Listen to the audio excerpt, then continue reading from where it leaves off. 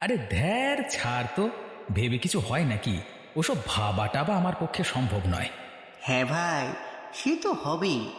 বাবার সরকারি চাকরি বলে কথা, কিছু একটা ঠিক হয়ে যাবে। কিন্তু আমাদের তো কিছু একটা ভাবতেই হবে যে ভাই। ও, তা কি ভেবেছিস একটু শুনি। ভাবছি কিছু একটা টেকনিক্যাল নিয়ে পড়ব।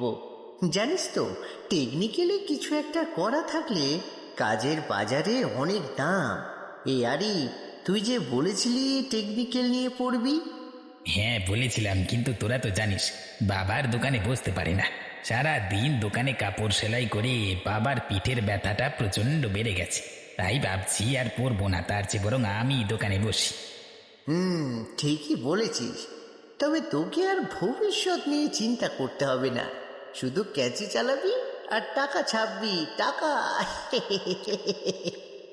আচ্ছা বাবাই, তুই কি কিছু ভেবেছিস?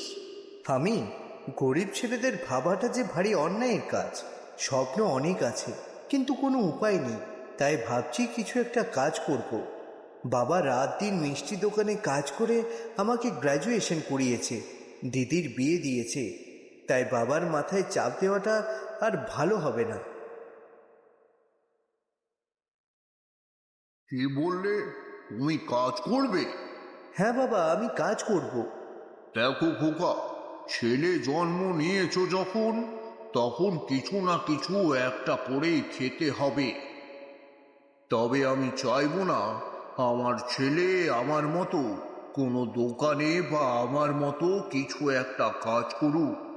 জানিস খোকা, এক সময় আমি পড়াশোনায় খুব ভালো ছিলাম।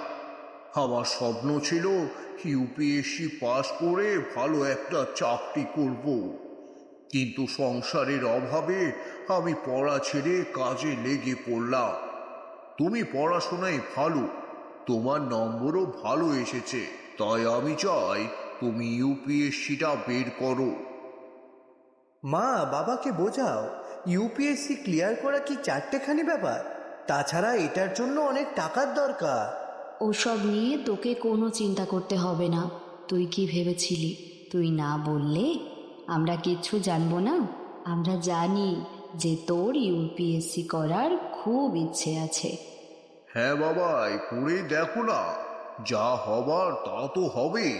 তাই বলে কি মনে ইচ্ছেগুলো মনেই থেকে যাবে? টাকা পয়সা নিয়ে তুমি চিন্তা করো না, কিছু একটা ব্যবস্থা ঠিক হয়ে যাবে। হ্যাঁ, তুমি শুধু পড়াশোনায় ধ্যান দাও।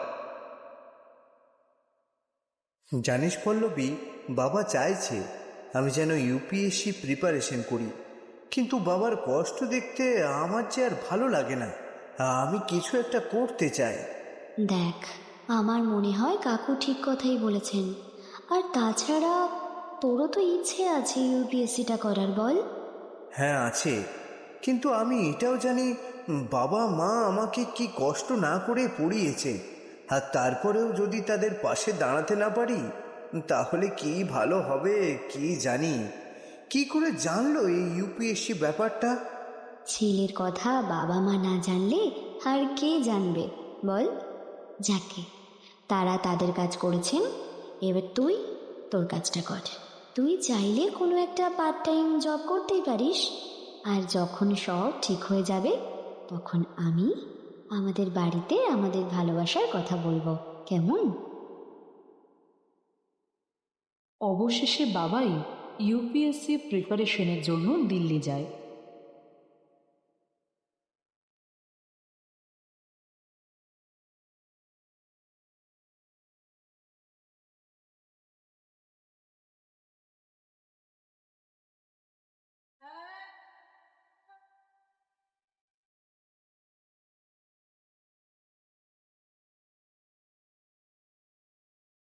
আর গিয়ে ওঠে মুখার্জিনগরে। সে সেখানে একটি পিজি নেয়, আর পিজিতে আরও দুজন ছিল, মলয় আর শুভঙ্কর। পিজি ওনার তাদের আলাপ বাবাইয়ের সাথে করিয়ে দেয়।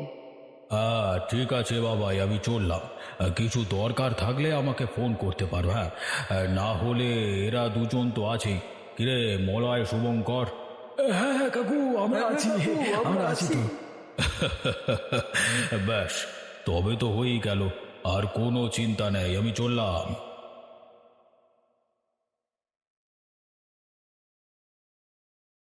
মা, খোকা, নিজের খেয়াল রাখিস বাবা। এই প্রথম বাড়ি থেকে দূরে গিয়েছিস পড়তে, একটু সাবধানে থাকিস বাবা। মা তুমি একদম চিন্তা করো না। জানো মা, পিজি ওনারটাও ভালো, আর পিজির ছেলেগুলো বেশ ভালো। আচ্ছা মা, বাবাকে বলে দিও আমি ভালোভাবে পৌঁছে গেছি, কিছু চিন্তা করতে হবে না। ঠিক আছে মা, আমি এখন রাখছি, কেমন?